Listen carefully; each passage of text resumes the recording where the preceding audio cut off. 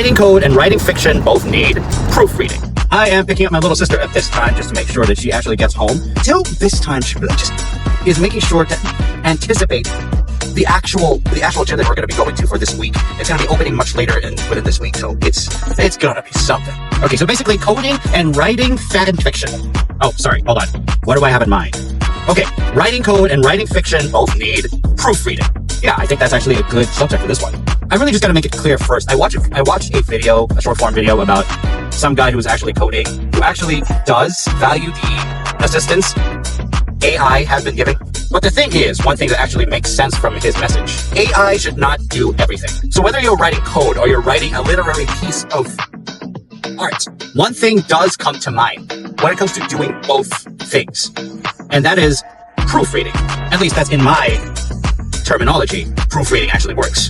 I mean, the process would usually begin with you generating a piece of code or generating a few paragraphs of a fiction that you're writing. The thing that you're doing with refining code is that you make sure that the logic is sound before executing it, running it.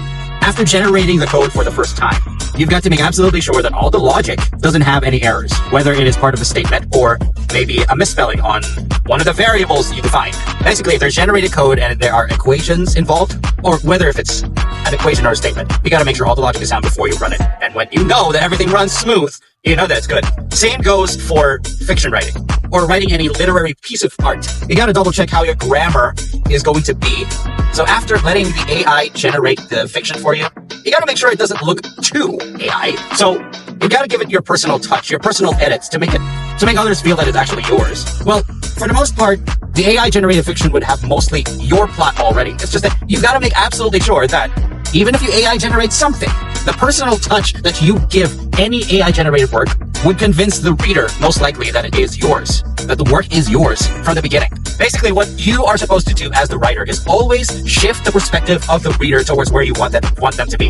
And in this case, you make sure that the reader sees the realism in the writing so that they'll be convinced this is the writer who's writing, not AI. Because at this point in time, artificial intelligence is really just fooling everyone's senses. You really need to have a sharp eye on things to make absolutely sure that you spot works of any kind, pieces of code of any kind, and define them as either AI generated or really uniquely made by either a developer or a writer. So that's what I got. In writing code and fiction, you got to proofread. If it works for writers and coding specialists, it could work for you.